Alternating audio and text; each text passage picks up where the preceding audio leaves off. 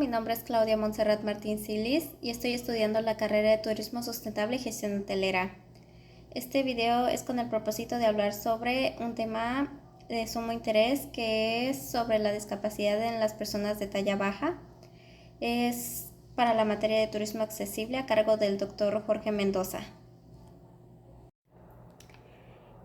Comenzaremos hablando sobre a qué se refiere este tipo de discapacidad física, que según la OMS, la Organización Mundial de Salud, denomina personas de talla baja a todas aquellas que son mayores de 25 años y que miden menos de 1.30 centímetros, pero actualmente actualizado a 1.33 centímetros de altura. Pero más adelante veremos cómo varía ahora sí que este número de centímetros diferenciados, ya que existen más de 250 diagnósticos de este tipo de discapacidad.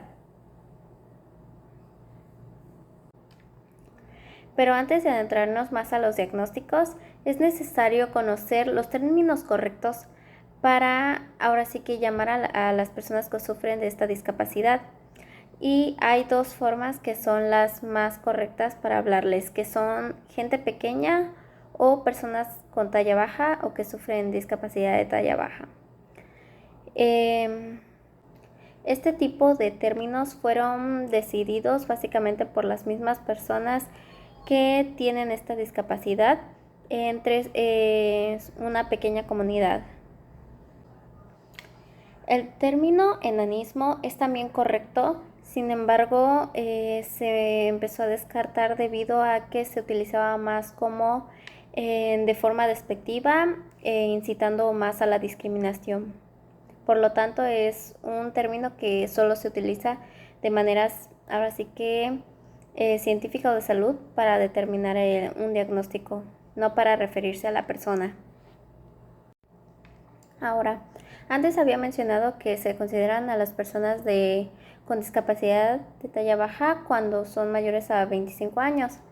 Esto no quita que se les empiece a evaluar o diagnosticar desde que son niños, ya que aunque al principio, a los primeros años es difícil ahora sí que dar un diagnóstico de esta discapacidad, con el paso de los años se puede dar cuenta uno mediante procesos médicos si sufre de esta discapacidad. Y para ello se utilizan varios indicadores de crecimiento. El primero es el de la curva de crecimiento, que básicamente es contar ahora sí que con curvas de referencia de la población promedio, las medidas de, ahora sí que desde las medidas de la madre para comparar las medidas del niño. Obvio, lo más importante o parte de los procesos más importantes es la medida de estatura, y esta tiene un seguimiento por cada año o incluso cada cierta cantidad de meses. Luego de ello toman ahora sí que la talla absoluta, igual que debe de ir variando cada año por lo menos. Y así, evaluándolo cada año, pueden determinar la velocidad de crecimiento del niño y seguir con el paso de los años diagnosticando para ver si sufre de la discapacidad de talla baja o va a sufrirla, o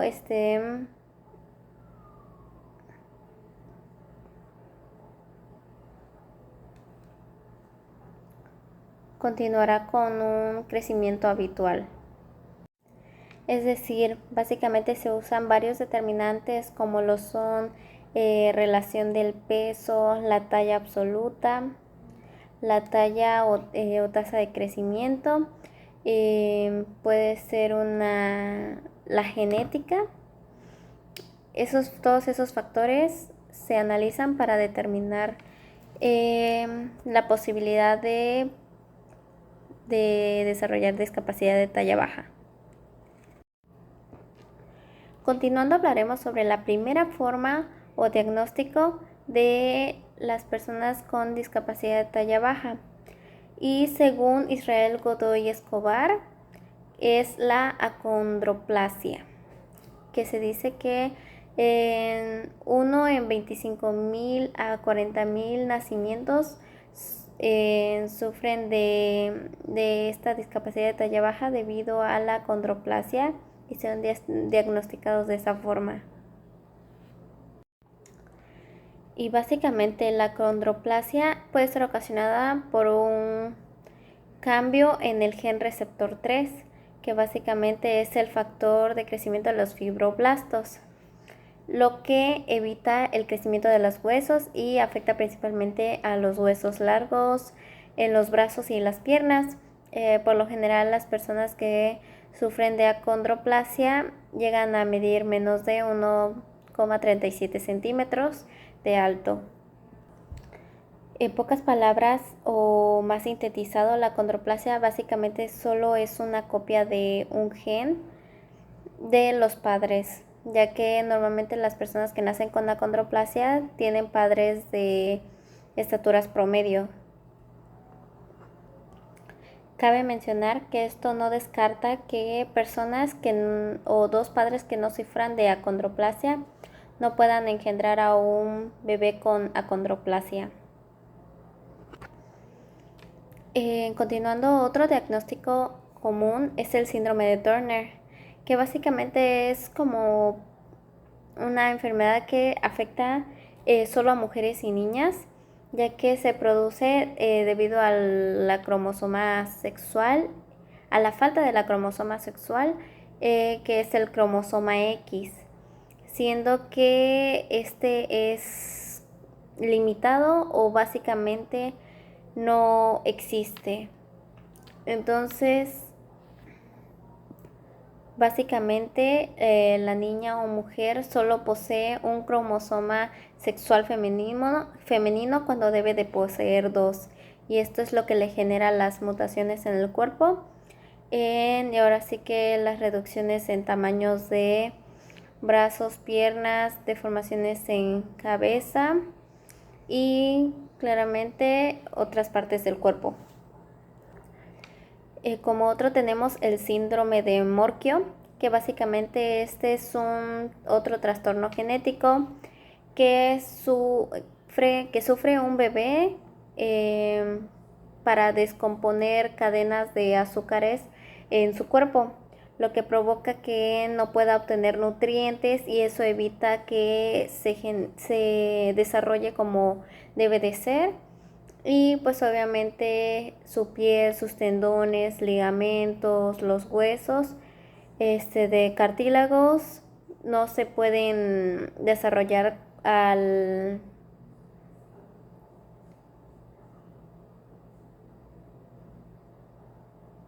la velocidad promedio que debería de ser.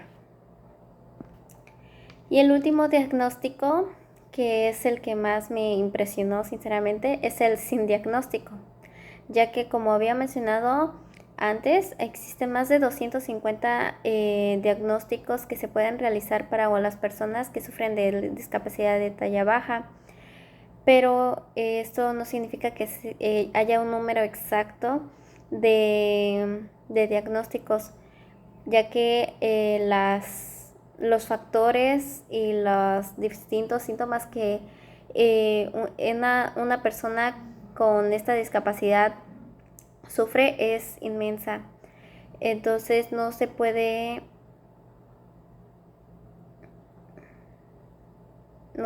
diagnosticar, ya que no se tiene conocimiento de todos los síntomas de este.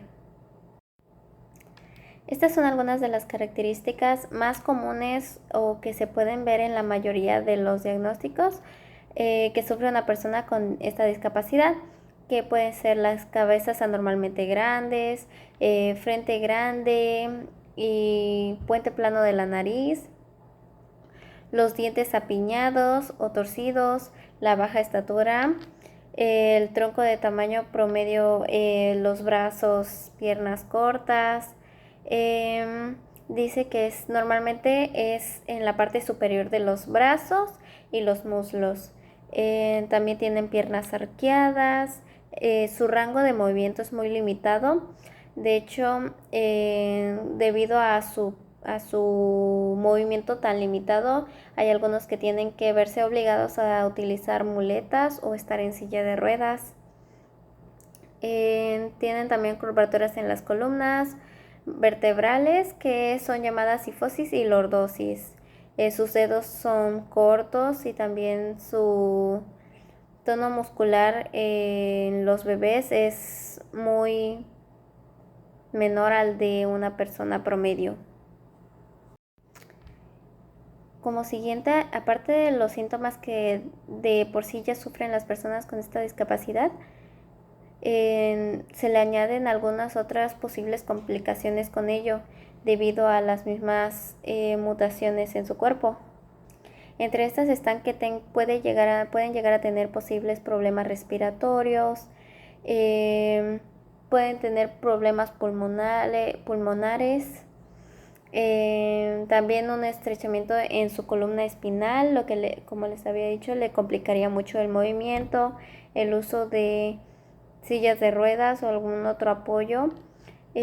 También les puede provocar hidrocefalia, dolores de espalda y problemas en sus articulaciones. Y como último dato curioso, en México la prevalencia de talla baja se encuentra entre el 10 y el 14%, de acuerdo con información de una encuesta nacional de salud y nutrición en el 2012.